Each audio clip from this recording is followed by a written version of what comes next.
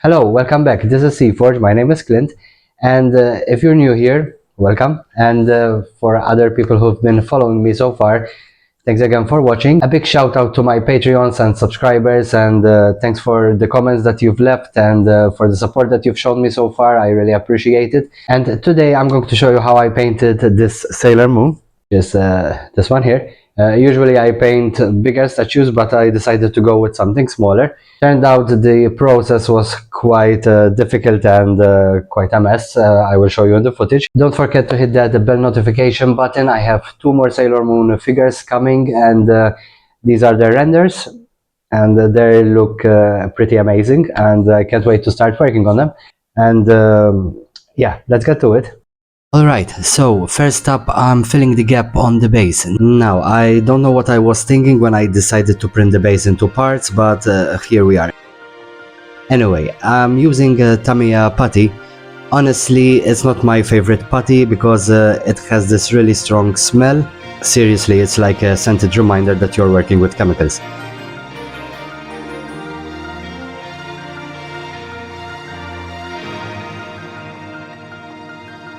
Now, when I tried to fit the head to the body, it didn't quite match up as tightly as I'd like to, so I slapped some putty in there and put some plastic underneath for a cleaner fit, pressed them together and let it cure.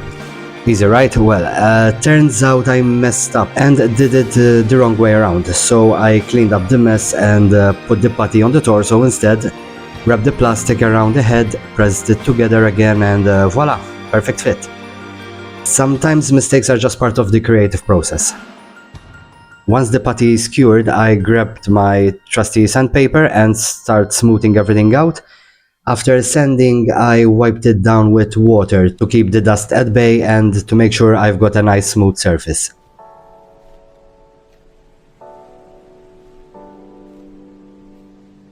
Now it's time to paint. Here's the fun part, masking off the areas I want to paint, which is honestly the easiest part of this whole project, thankfully.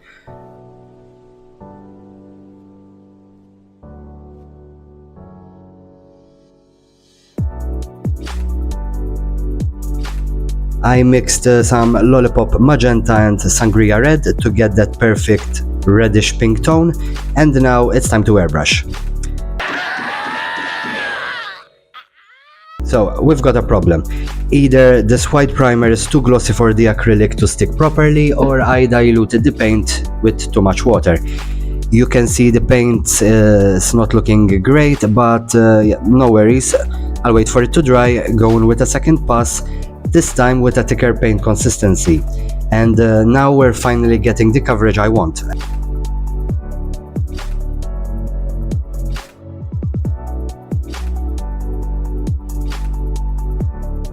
Here's a little backstory. So, I used to watch a ton of YouTubers doing garage kits for anime characters, especially Sailor Moon, but I could never find any kits locally, and importing them way too expensive. I mean, I wasn't going to risk throwing money at something that might not turn out the way I wanted.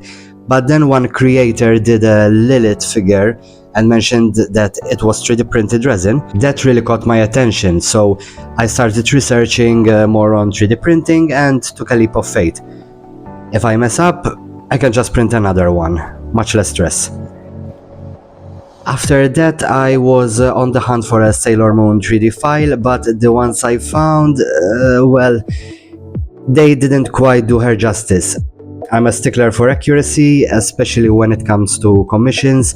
I wanted the figure to look just like the character, otherwise no matter how good the paint job is, something feels off. Anyway, back to business. After the paint's dry, I peel off the masking tape and, pro tip, always keep a bit of the mixed paint on the side, just in case you missed a spot or need to touch up any lines. For the scarf, I just painted it blue and did some edge highlighting with white. Rub the brush gently on a towel to remove any excess paint, and if you mess up, no worries, just go back with some of the blue and go over the mistakes. So for the base I went with Rosa Pulp from Vallejo.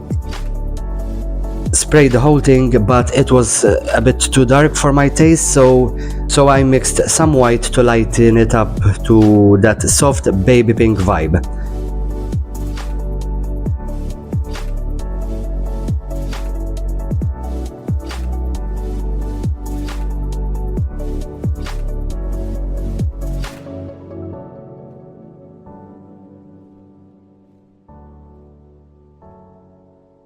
Next up, we're doing the skin. Ideally, you start with the skin tone and work your way up to the clothes, but for the skin I used a flat color and mixed in some white to brighten it up. I was aiming for that porcelain look, like the classic garage kits, but I didn't quite get there. Still, it looks good.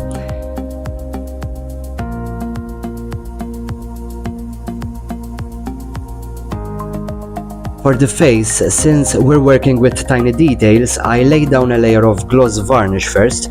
This way, if I mess up on the eyelashes, I can wait for it to dry and gently scrape off the mistakes with a wet toothpick. For the hair, I went with cyber yellow. Something about a lighter yellow tone just didn't feel right with this project, so I went with a more saturated anime look.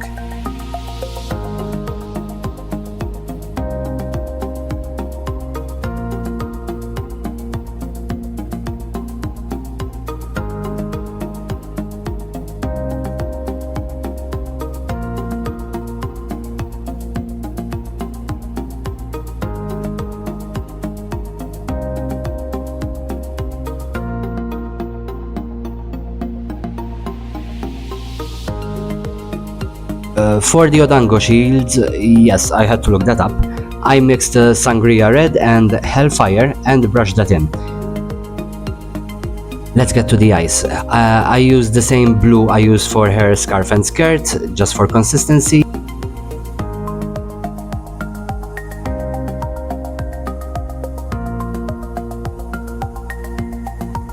For next time, I think I'll just put the gloss varnish around the eyes area, because when I sealed it with matte varnish, there's still a little shine left over, so note to self.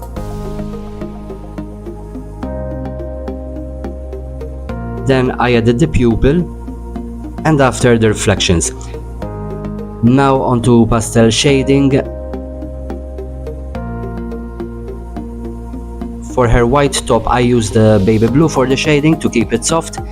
Black would have been too harsh and it might made it look a little bit more dirty, and we're definitely not going for that.